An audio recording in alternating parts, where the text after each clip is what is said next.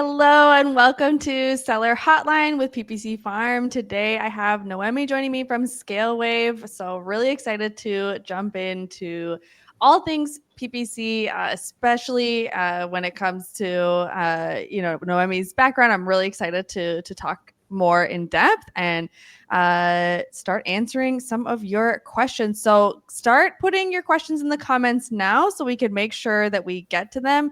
Today, I'm going to be doing something a little bit differently, and I'm going to just be reading the questions off anonymously. I think that some people were getting a little shy putting their questions in the in the comments.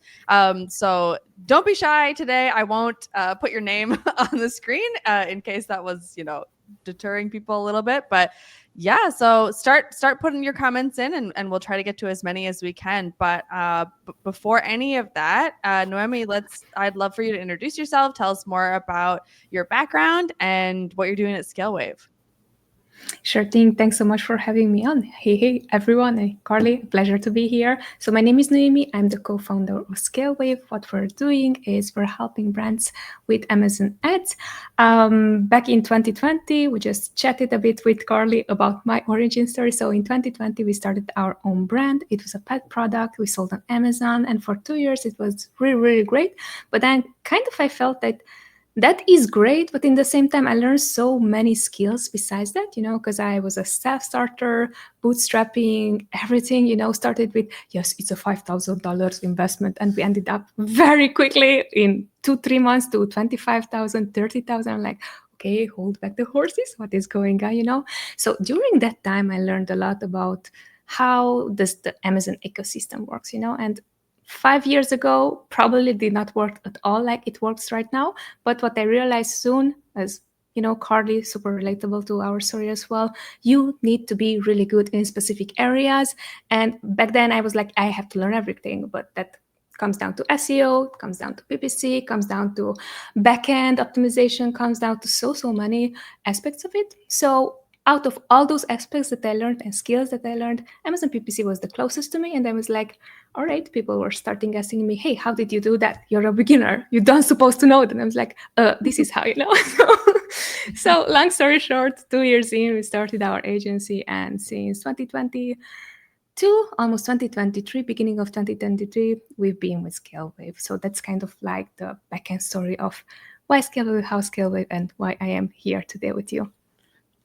Awesome. Yeah. I think that's such a great way to kind of come up as an agency owner or offering agency services, like doing it yourself first and learning that way and, making a lot of mistakes. Like we definitely made a lot of mistakes along the way. That's the best way to learn. And now you don't have to make those mistakes. Your clients don't have to make those same mistakes that you did and that you were able to learn from. So yeah, that's awesome.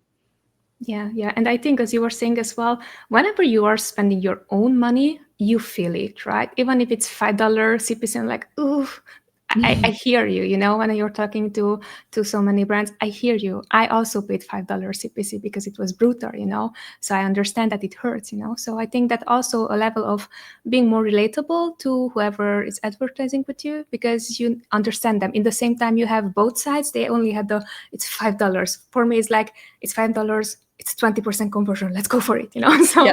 That's kind of the understanding both sides. And not only that, but understanding kind of the business as a whole, right? Understanding how PPC sort of fits into everything kind of holistically, or how like inventory and listing optimization, right? Like how it all kind of works together and how it all helps to, really deliver to the bottom line, basically. Sure thing. Yeah. 100% with you. Great. All right, so we've got a couple questions coming in here, so let's kick it off. Again, feel free to just pop the questions in. You don't need to wait until we're done with a question before asking yours. So, all right, let's get started. So, we've got a question here. What are the first things you check if your ads are spending but not converting? Like, what's kind of your checklist or your playbook if you've got a lot of spend but not a lot of conversions? Love the question. So first off, I would look into what am I spending on, what type of campaigns am I running, and what is the strategy behind them. A reason for that is most people are going to tell you immediately, oh, it's something off with your listing. I'm like, yes, it might be, but in the same time, is it a discovery campaign? Are you trying to reach out new people with these specific terms? Is it an auto campaign first off? Because an auto campaign is going to act totally differently than in an exact match campaign.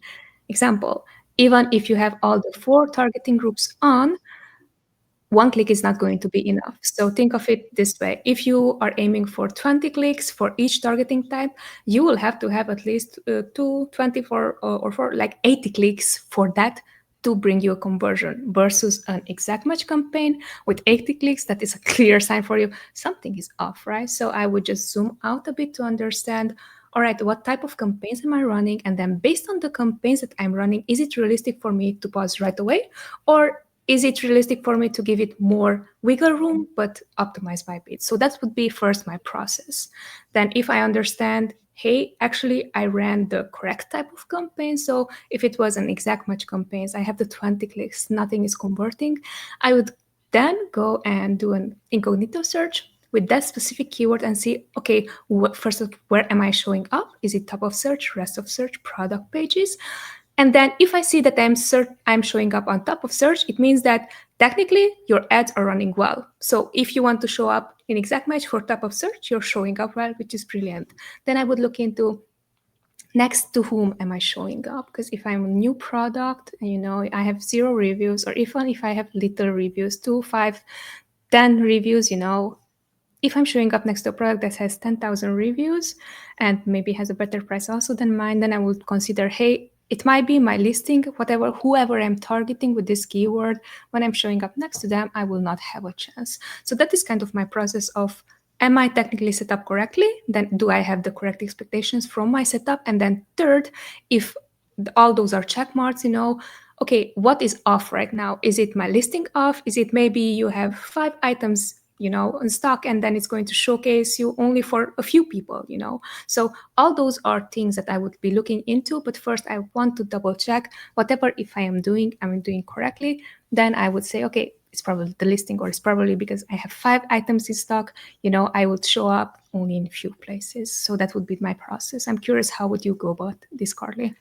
Yeah. No, I think that's great. And one thing I want to just kind of piggyback on that you shared was the expectation piece. I think that that's something that a lot of sellers, especially for new products or if they're new to Amazon, they're like, what's going on? I'm spending, but I'm not getting conversions. There must be something wrong with Amazon. It's like, well, maybe actually you are, like you said, you have no ratings, no reviews, you're not priced competitively, right? Those kind of foundational things are affecting your conversions before anything to do with your ads, right? So I think that I really like that you added that into the checklist, kind of that reality check of, do you even deserve sort of to have to get more sales or to appear higher in rankings, right?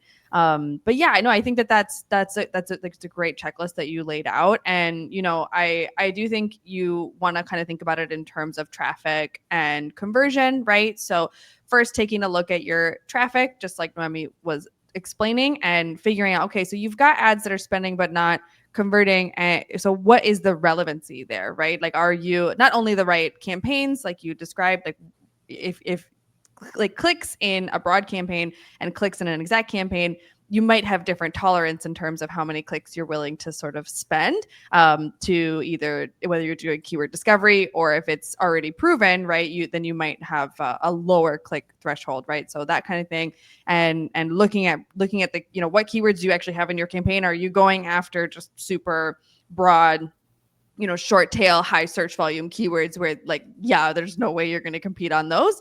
Or are you actually able to, have you been discovering those long tails where you're able to actually, have a chance, kind of a thing? So thinking about it like traffic and conversion. So that's kind of the traffic piece. And then for the conversion, that's when you're starting to look more at listing optimization and that sort of thing. But, we often get a question where, it's kind of like chicken or the egg. Like, should you optimize your listing first, or should you wait for, Vine reviews to come in, for example, or should you just go and start spending on ads, right? And I usually fall on the side of like, get your listing correct as possible before you start throwing money into advertising.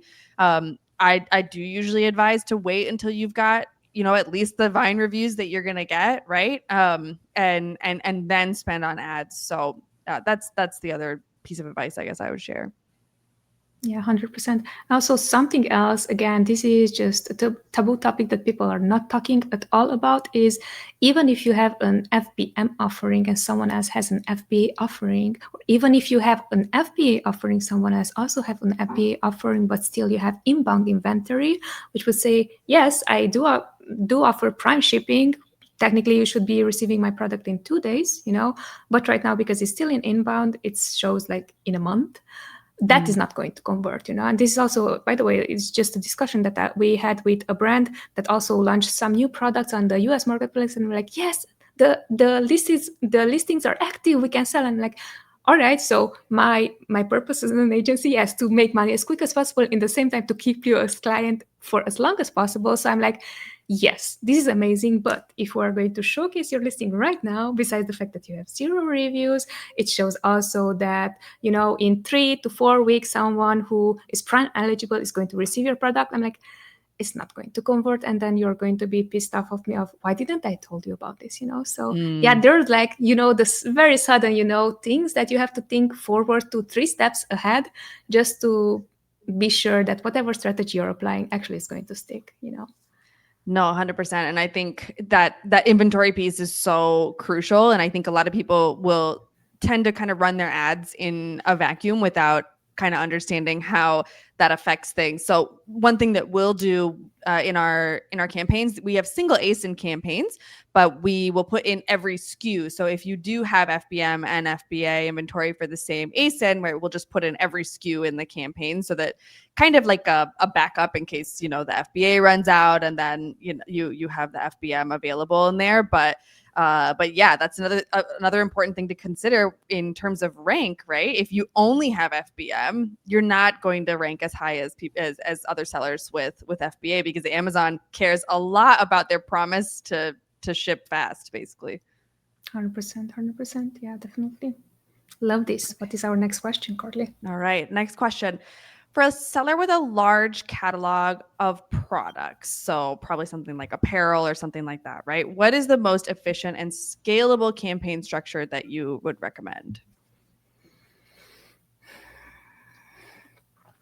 First off, the way how we operate is we are applying the 80-20 principle. So whatever already works in your account, you would look and find that product. And then we would double down on that product. In this case, in case that you are not sure which product works best for you, what we would be doing, we would be adding all the similar ASINs that have very similar price range, maybe $1, $2 difference between them, that are exactly the same product. In this case, let's say it's socks, you're selling a pair of socks that is like 50 colors, So all the socks would go within the one campaign, and then from the one campaign, you would see which is the one that's converting best. What we're seeing on our end, black, white, maybe red or blue, those are the main colors that are going to convert first.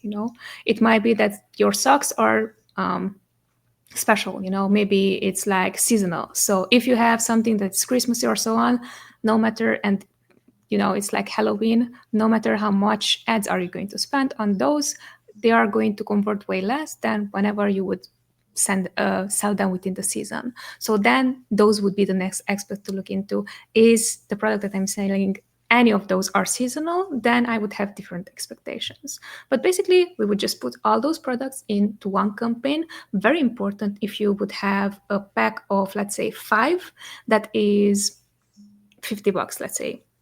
And the pack of 10, it's $10, just for understanding the math. So I'm just simplifying.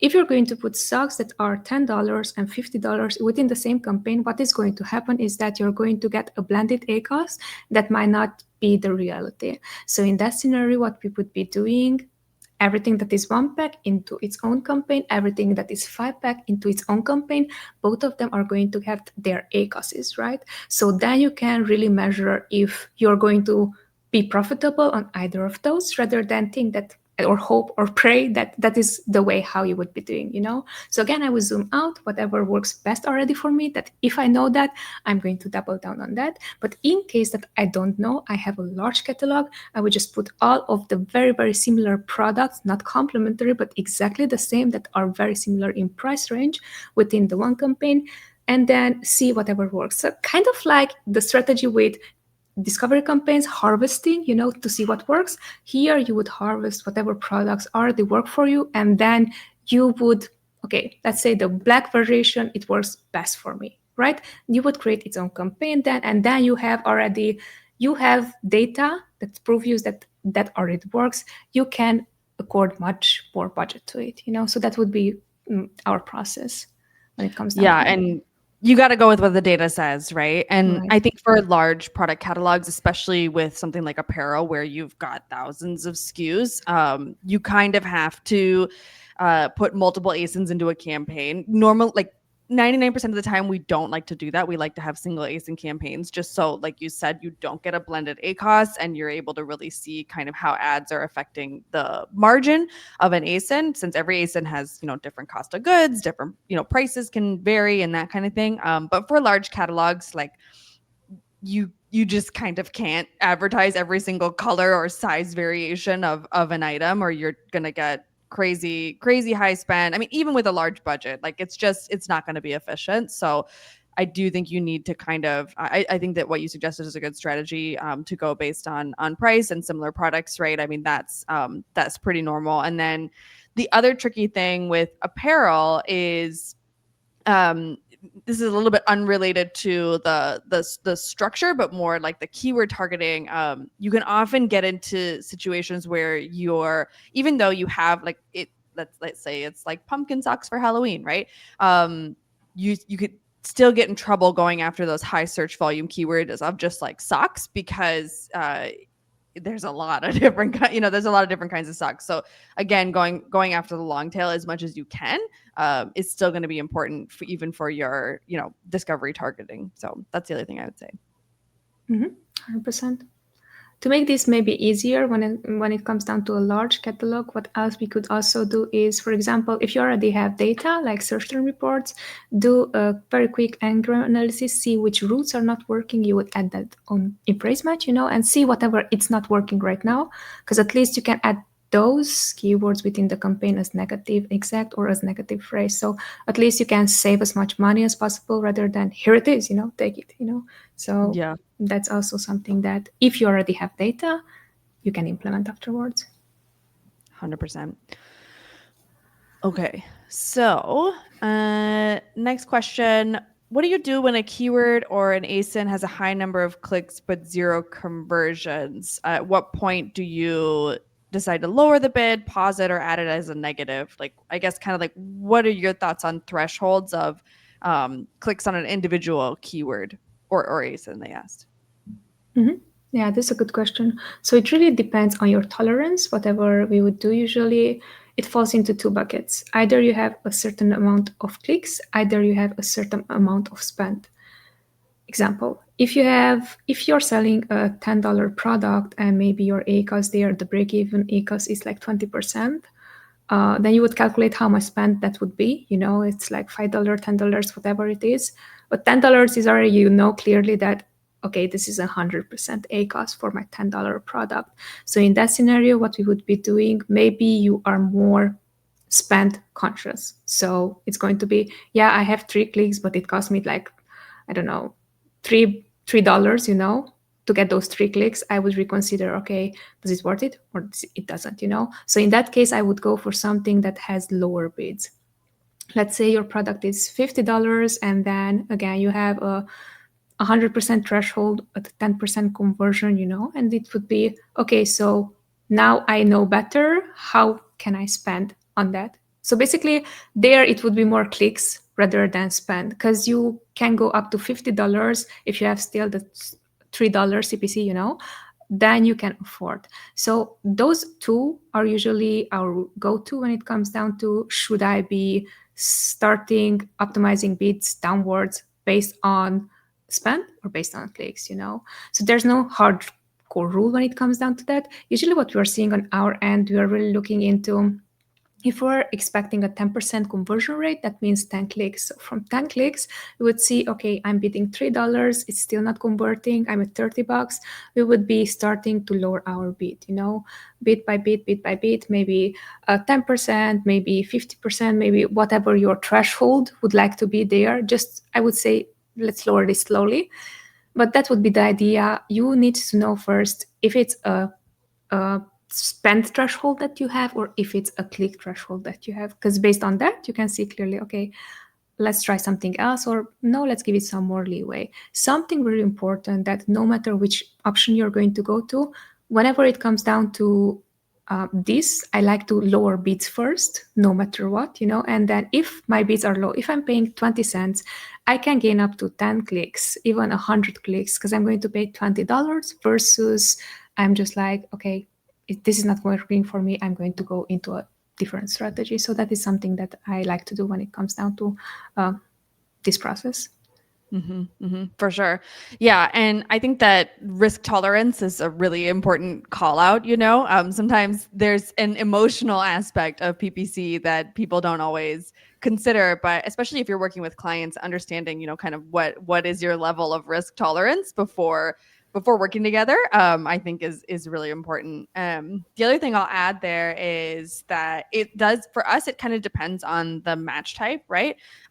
So if it is, if it's a discovery kind of a campaign, if it's a broad keyword, then we actually have certain click thresholds that we use in our algorithm to determine, like, okay, if we essentially assign it a probability of how relevant we think that term is. So the algorithm will go through each term coming in through the search term report for discovery campaigns and assign a probability. So if it's 100, like if it's a 90% probability this is going to convert, then we'll give that, say, like 25 clicks, versus if it's only like a 10% probability, we might just give it 5 clicks and then we'll go ahead and negate it, right, if that's in a discovery campaign. And then for exact, we always want to lower the bids first, just like you said, because anything in our exact campaigns is something that has already converted in a discovery. So we know it's a good keyword. It has converted at some point, at least. Right. And so then, yeah, we lower bids first.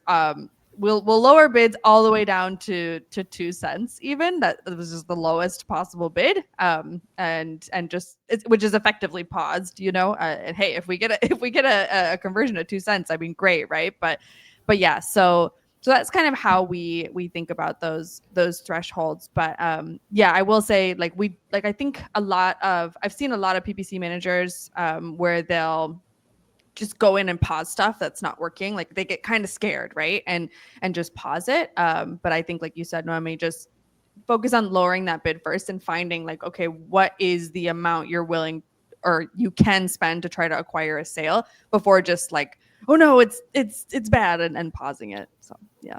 Love that. Love that approach. Love the approach that you said. It's very similar to what I was previously saying. With depends on the strategy. So if it's a discovery campaign, of course you're going to give it more leeway. And I also love that you were saying, hey, how big is the likelihood that this is going to convert? And like, if it's a high likelihood, yeah, we're going to tolerate that more. Versus, no, actually, this is not going to convert. That's a clear sign for us. I gave it a shot. It didn't work. You know what, Carly? I think that's something. I love this because we are like, we have we assume that everyone already like scanned our brain and like they got all the answers. One thing that I think that we have not thought of this is the 2-day attribution, which most of the time it's going to cause you to pause too early when you should not. So before even pausing, if you consider to pause something, have that 2 days attribution like selected, so that is going to be super helpful. Why am I saying that? Is, again, learning from my own mistakes. I paused it worked perfectly, I just didn't have the attribution, so just heads up there. Yeah, that's a really good call out. I think a lot of people forget that, like, the data you're looking at is always a little bit delayed, right? I mean, it's not exactly real time, even if you're looking in Campaign Manager or whatever, right? And Amazon says that. So yeah, but just give it a little bit of time. You might get a conversion right on the next click. You never know. So yeah, but having those thresholds, I think, or some kind of click threshold in mind can help you to just sort of put guardrails up, so you're not like waiting forever for that to just kind of keep spending and spending. 100%, 100%. All right, next question. Is running PPC at a loss ever profitable in the long run? Or how do you know when to sort of cut your losses? I think especially for something like a product launch where like, okay, I have this budget and I'm okay with going in the red a little bit to kind of get my product out there and get eyeballs on it. Okay, yeah, this is a really good question. And I think, again, it comes down to assumption what means to run at loss. Because if you have a brand new product, the brand that I was just mentioning, even if it's going to go to prime delivery in 2 days, you're going to receive the product, because we are new to the market, there's no way for us to convert. In the same time, if we're not bringing eyeballs to the listing, there's no way for us again to convert, so at some point it's going to be, hey, someone is going to buy the product. Like, very big difference between the way how I'm shopping and how my husband is shopping. For me, if it doesn't has X amount of reviews, I'm like, I'm not going to check it out. For him, it's like, oh, this is a product, it has 0 reviews, I'm buying it because that's my product. So I think that also it has to do with the fact whoever is buying your product, at a loss, it might mean first time that, yeah, that is marketing budget. And again, let's just zoom out a bit, because we both Carly and I, we have our agencies, and for agencies we are doing marketing, and for marketing, that's a budget that it might convert, it might not, but we're not seeing it at loss, but whatever we learned from the data that we accumulated, because it's never at loss, to be super frank with you. It's always, hey, this product, it has a shot or it doesn't has a shot. And then when it's going to become profitable, that's the second part, because at the end it's like, either you're going to risk the fact that you need to get that data in order for you to know it works, it doesn't work, or when it will work, either not, so that's my take on it. Always, a new campaign is a hypothesis. The same amount goes to, I'm going to win, I'm going to lose. It's just like, you have to know, and you have to know as quick as possible, So that is my answer there.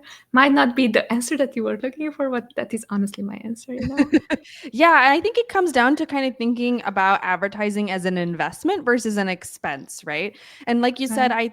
I think that's a great way to think about it. It's like, it's never truly a loss. You always bought something. You bought data, you bought knowledge, and it is very normal to not have your first, second, third, or even 10th product work out on Amazon. Amazon is tough, and I think a lot of folks, you see these gurus or whatever on YouTube, like, oh, just invest it. Like, it's hard. Like, it's hard, and not every product is going to work out, and that is kind of how it goes sometimes. Obviously, it's gonna just depend on your cash flow a little bit too when it's time to make that call about shutting down a product, that kind of thing. But before doing any of that, like, getting a little creative and seeing what are different ways that you could potentially market your product, and I'm not just in terms of the advertising, but like, are there other use cases that you could kind of specialize in for your product? Maybe you can pivot right before just like killing a product, or multi-packs, right? That's a great way to improve your margin, those kinds of things, right? Thinking about getting a little creative, getting a little bit outside the PPC box, I think, is another good way to kind of see if there's any way you can make that profitable for you before just killing it completely. But yeah. Yeah, and I also think, like, something else that I just learned, and I super much respected this brand. So they had two main products that they brought to the market. They both were new product launches, and then for one, like, they were like, okay, which one to advertise? This is my ad budget, which one to advertise? And like, I will be completely honest with you, I have no clue which one. In these Yeah. scenarios, what we're doing, they're both our kids. We're going to give them exactly the same chance.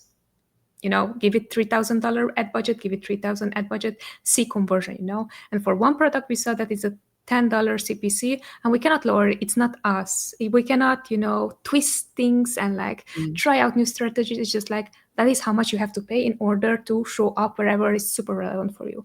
For the other product instead, it was the $1, $2, like converting right away, So it's also that what Carly was saying, it really depended on the product, and just figure out that there's no way for you to become a genius right away whenever you're launching a product. This is what we learned. And even like actually going back to our product launch, when we first started on Amazon, it was widely successful. And I gave the false positive that I know what I'm doing, So when in fact, it's like, can I replicate the same success?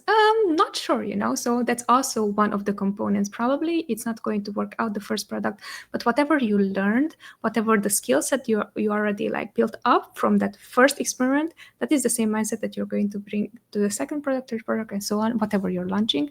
And yeah, just being very hard-headed is not going to help, So be super upfront. Like, these are two products. Let's see which one works, because at the end it's math, We have to make math work. Yeah. And like, that's kind of what I was saying earlier too, about like how there is an emotional piece of it that you need to kind of do like a self inventory and check yourself a little bit when it comes, even though it is a math problem, like there's still emotion involved in it, but you just kind of need to be like, okay, logically this is the correct next step. So yeah. All right, next question is kind of a follow-up on our large SKU catalog conversation we were having. So if you have a parent SKU which has a lot of variations by size, their example is curtains, would you add all the sizes to the campaign, or just the most attractive price child variation so it has a higher chance of being clicked on? So she's saying, like, would you just add everything in the campaign, or would you just add like the children ASINs with the lower price, or any thoughts there? Yeah, so here it really depends on your risk tolerance. To be upfront, we've tried both strategies, where we went with the more expensive products. So there we had more leeway into, I can have a higher break-even ACOS, therefore I can spend more until there's going to be conversion. But there's really dependent on whoever is selling within your category. Do they have a similar strategy or not, and if it works for them or if it not? Because what you can end up with is the ACOS, you might be spending a lot of upfront money until it's going to come through the sale, and then the ACOS is going to be low afterwards, So there is that component to that.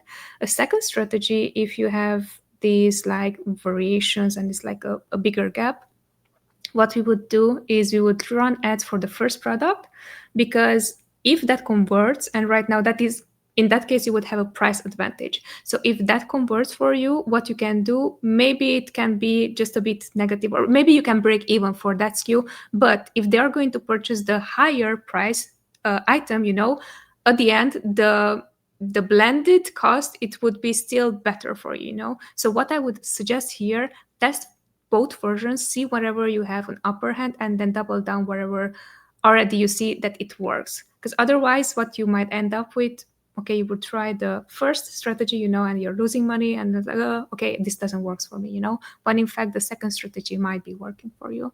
So that is the approach that we are trying out, and give it 2 weeks, 3 weeks, see which one works better, and then, yeah, just take it from there. That would be our approach there.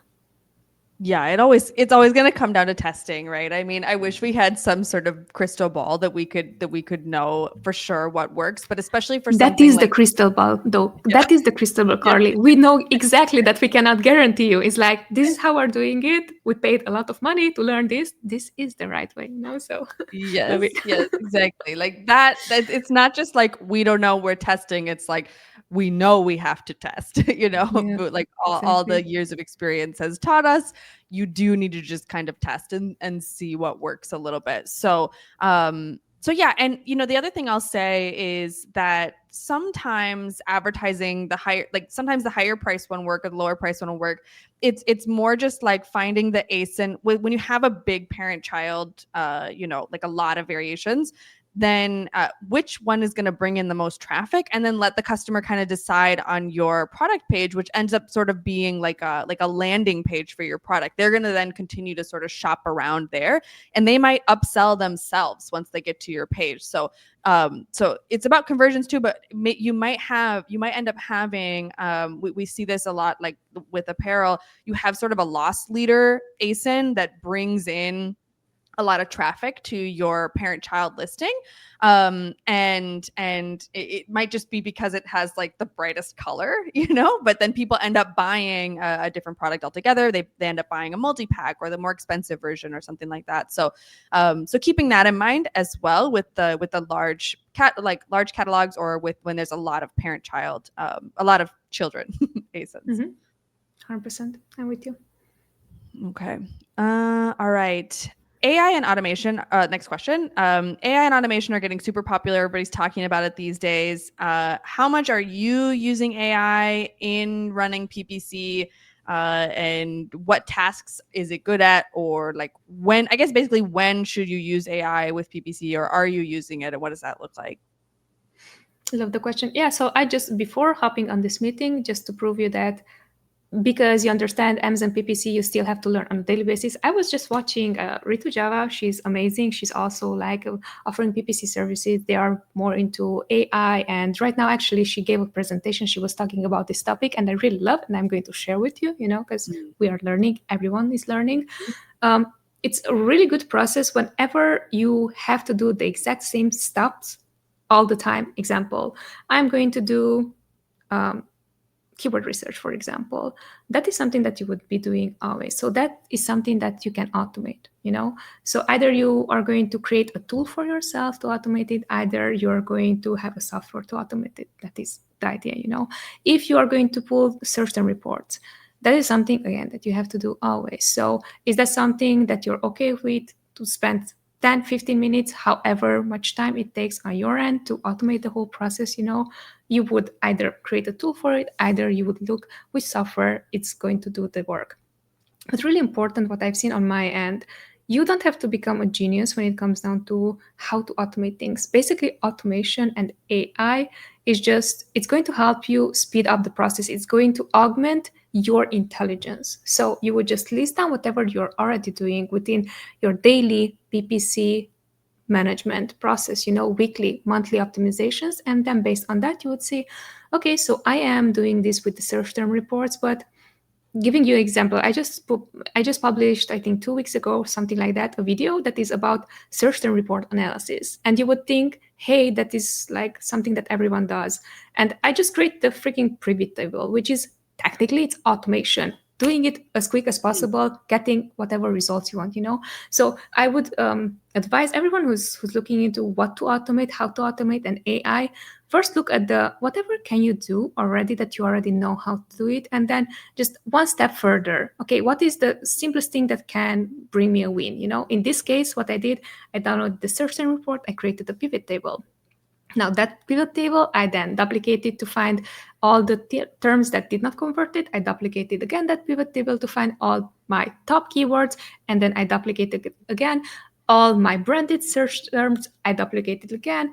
All my non-branded search terms, all the ASINs, all the keywords, And if you're thinking this way, you might think, oh, that's not automation, But it is.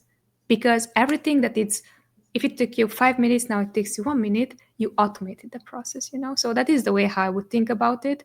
I know there's a lot of content when it comes down to AI and how to automate stuff. It's like, for me, who I understand AI and literally we created a software that is based on AI and so on, when it comes down to pictures, for example, I know what it takes, but it's going to discourage you because it's going to give you FOMO. So whatever you're doing right now in the business, the one small step that you can integrate yourself, maybe with the help of ChatGPT, of like, I don't know how to create this formula. Can you help me? It's going to give you the formula, So that is the way how I would integrate AI in my business when it comes down to this. And then I'm seeing, okay, so this process, actually, we can speed it up even more.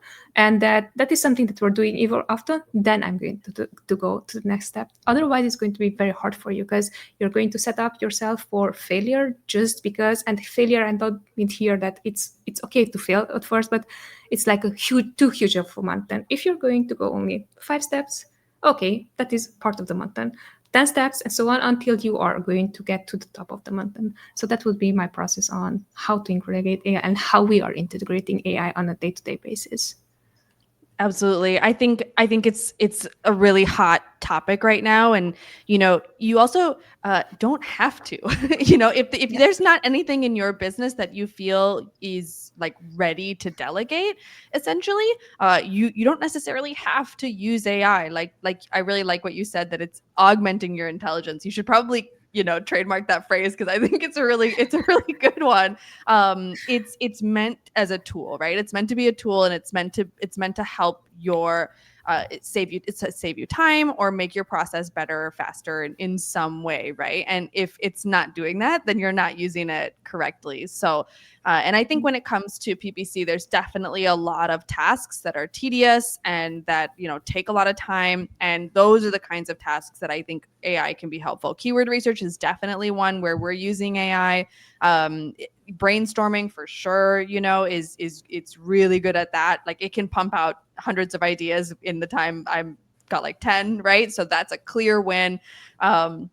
And then other areas, like if, like you said, like downloading reports, or if you're doing bulk uploads, that's a great way to area to automate. So those kinds of things. So like, we will always ask ourselves, like if you can make an SOP for this, like if that process is already like SOPable, then it's a great candidate for automation or for AI to take over.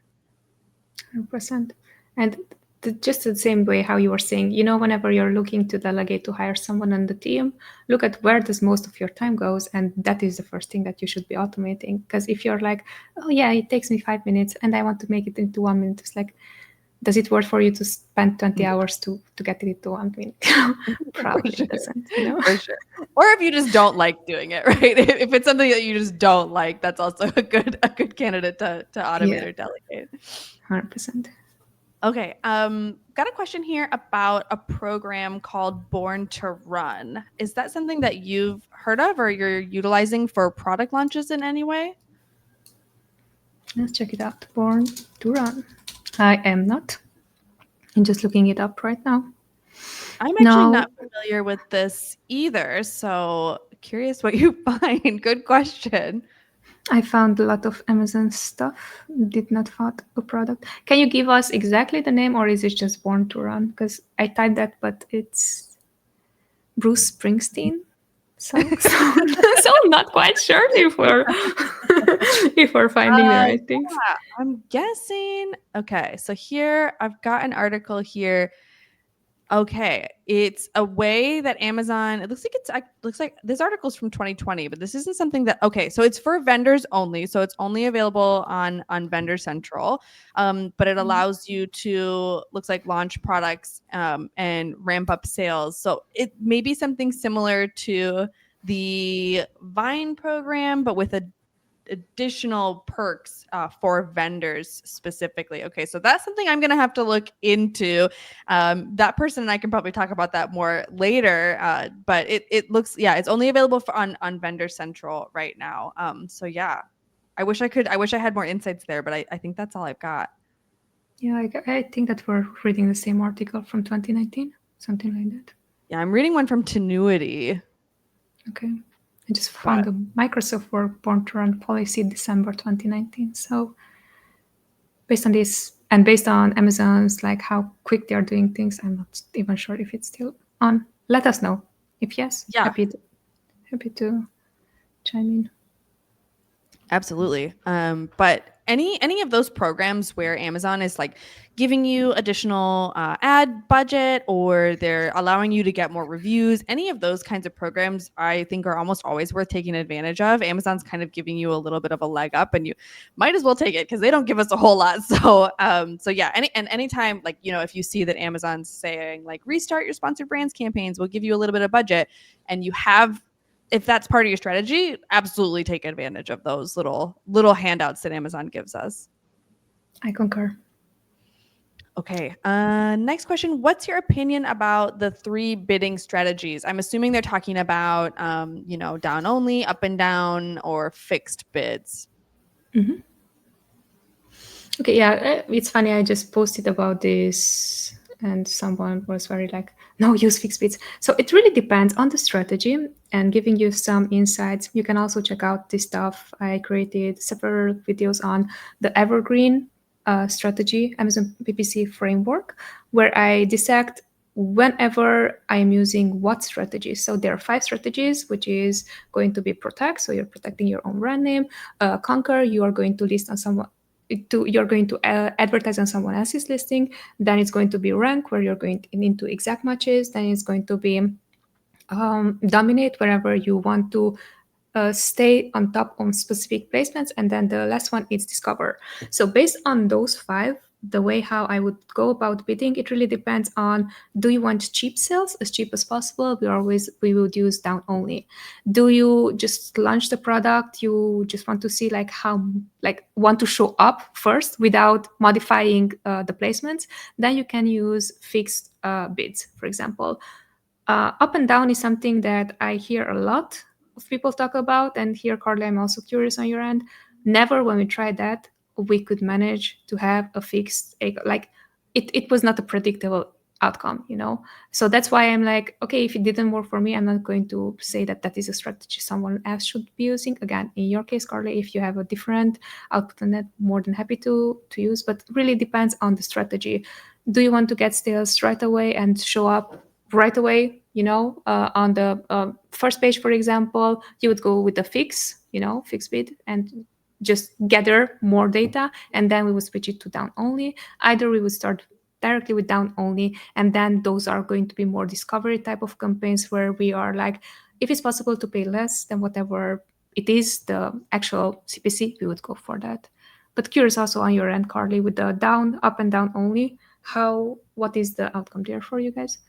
Yeah, we've tested all of them, and we default to down only. Like, we almost never, like, the up and down is just, it's too volatile and there's just not enough control. So we have not had good success with that. I mean, we would rather be able to choose where and when to raise those bids than just leaving it up to Amazon to decide that for us. So I'm with you. We haven't had success. I do see people talking recently about how, like, give it a chance, up and down. It worked for us, or whatever. But in our experience and in our experimenting, it's just it's too chaotic, and we stick to down only. Fixed bids can have a place as well, but I guess our philosophy is kind of like, well, yeah, if we can get it cheaper, like, let's just get it Exactly. cheaper.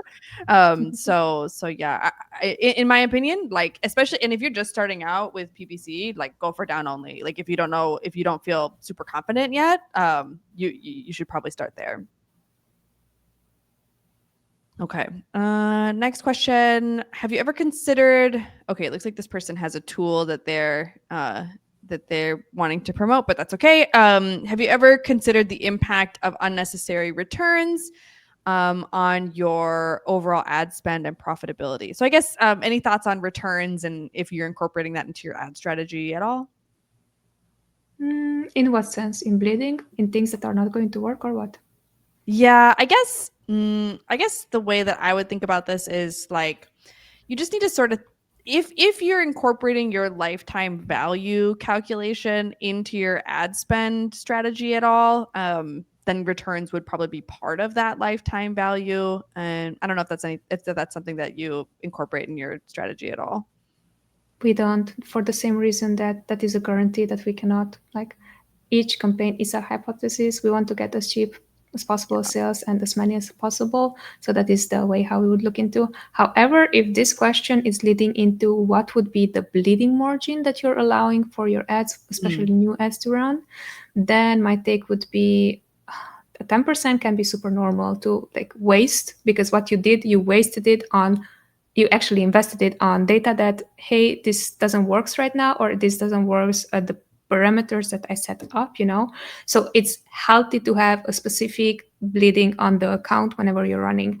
10%, I would say it's okay. So if you are spending $20,000, $2,000, especially on new campaigns, and you just tried out things, it's not converting there, that's completely fine. If you see that the $2,000 did not convert it for things that you, like, campaigns that you started last year and you forgot about them, then the 10% is high, So I think that also it's it's good to have a profit margin baked in that is like, it's a high chance that this is not going to work. In the same time, it cannot be that, like 100% of your ads are not going to work. From the 20,000, 20,000 doesn't work.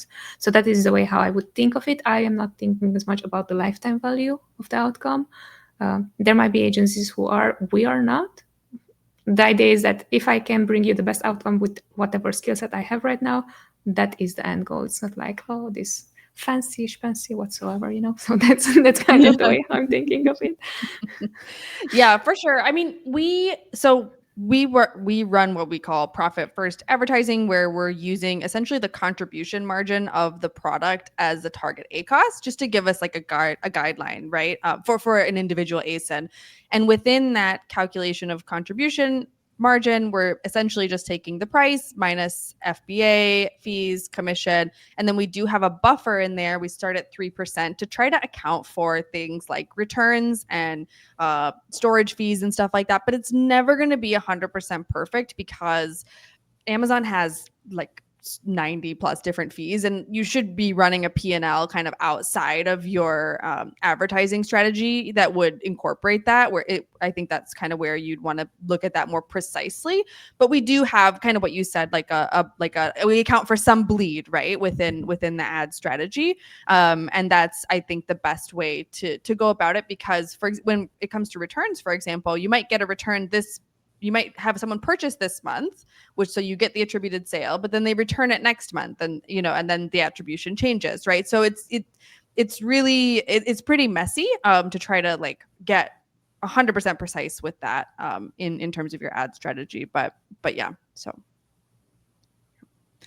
all right, next question. Given that any phrase match would also be captured by broad match, can these two match types cannibalize each other if they're both targeting the same term? So like if you have one term and you're running it as broad and you're running it as phrase at the same time, wouldn't it be true that it would kind of like you don't need both because broad already captures phrase, basically?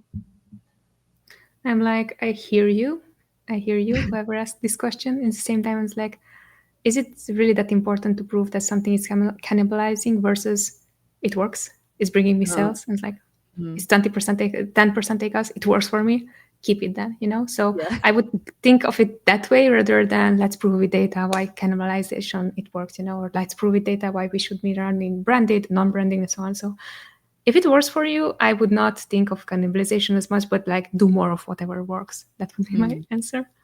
Yeah, for sure. For us, like we actually don't utilize phrase match really at all, just because it is already captured by broad match. But I think that you could make phrase match work for you if like it could just be more efficient, right, in your discovery, because you're limiting it a little bit in terms of what's gonna come through in terms of the search terms. So yeah, I mean, if it's working, it's working. So yeah, awesome. Okay, let me see if we've got another one. Okay. Are there any like new ad formats or strategies? I feel like Amazon has released a lot of new features recently. And are there any that you're currently testing that you're seeing results from, that are surprising or new or different at all? Sure. So actually, we're testing the audiences. This is not the AMC, but this is within the wherever you're going to bidding strategy, and it's asking you for the strategy up and down, down only, and so on. Next to it, there's going to be a placement, and then no, sorry, this is in the placements, not in the bidding. So whenever you're going to the placement and you're creating either a sponsored product, either a sponsored brand campaign, it's going to give you the placement modifier. It's also going to give you an audience. There are 3 audiences currently: added to cart, or clicked on it and added to a cart, and there are 2 more, which actually did not work so well. So probably that's why I'm not remembering that, But the added to the cart, that is something that we're testing right now. And in some accounts, we're seeing very good results. In others, literally, we have the 200% up, and it's like nothing, like no impressions on there, but only on the rest of the placements, So Hmm. that is something that I would give it a try. Something else that is not new, but not many sellers are talking about, or not many agencies are talking about, it is the brand tailer promotions. This is Hmm. something that I think 2 years ago, 3 years ago, it was news. It's again one of those hush hush things that Amazon just released without, making a lot of,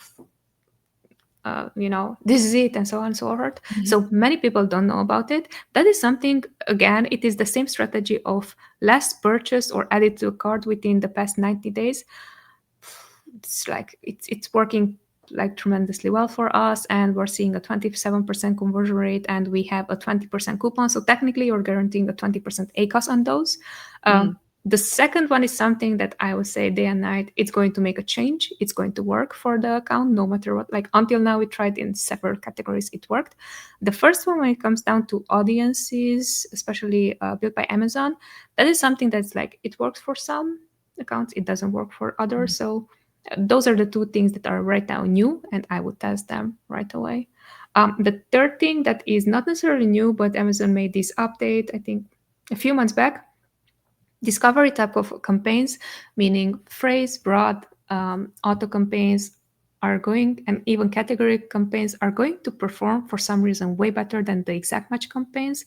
This is again something that Amazon probably is just testing. I'm not so sure also like on your end, Carly, if you're seeing this, but previously we didn't get these good results with this type of like even auto campaigns or catch-all campaigns. So that is something that I would be testing. Again, low first bid, like bid first. The bid should be first low, to try out these strategies, because there's like a hypothesis. But this is something that we're seeing on ours. So these three things is something that if you have not tried, go give it a try. Especially the second one is like it's huge for us. Absolutely. Yeah. So we've also been playing around with the audiences, just like you're describing. We've also had the best luck with the add to cart.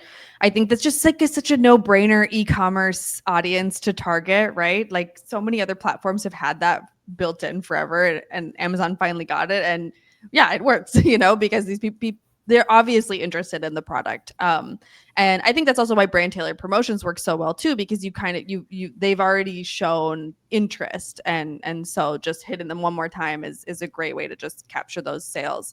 And with brand tailored promotions, when it came out, I thought that it was like sending them an email or something like that, but I Mm, realized that it's yeah. not. It's actually just basically like if they search again for that thing in some way, like it'll put it up to the top of the search results, and that's how you kind of get those incremental sales. So anyway, I thought that was kind of interesting to learn how they were doing it. I was hoping they were like sending emails, but no.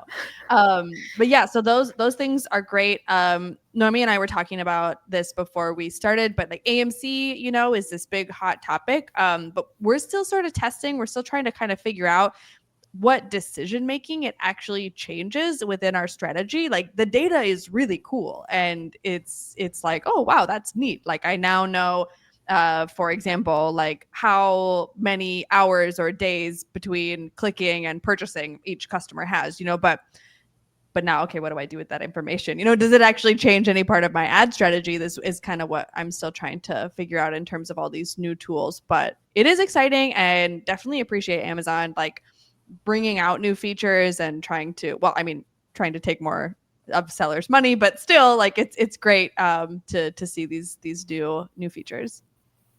100%. If it's profitable, let's go for it. If not, it's like, Yeah. maybe not. Yeah, yeah. It sounds like you said, it sounds new and fancy and cool, but Yeah, like, is it actually delivering profit? It should always be your filter, I think. 100%. All right. Well, that is bringing us to the end of the Q&A. I don't have any other questions coming through, so yeah, we'll wrap it up there. Noemi, is there anything else you want to say? And where can people find you? Yeah, just it was an absolute pleasure. Thanks so much, Carly. You're even nicer in person than on the internet, which is usually it's not the case. So appreciate that. Thank you so much for having me on. And yes, if you want to connect with me, feel free to do so. I am very active on LinkedIn. You would just look up my name, Noemi Bolojan, Noemi Bolojan. That is my name. You would find me there. That's also how Carly and I connected. And if you want to find out more about me, our agency, and so on, feel free to go to scalewave.io. So scalewave.io. And there's where you can find out about whatever we're doing, LinkedIn would be my first choice, and then the website if it's something that you want to find out even more. Yeah, that's kind of it.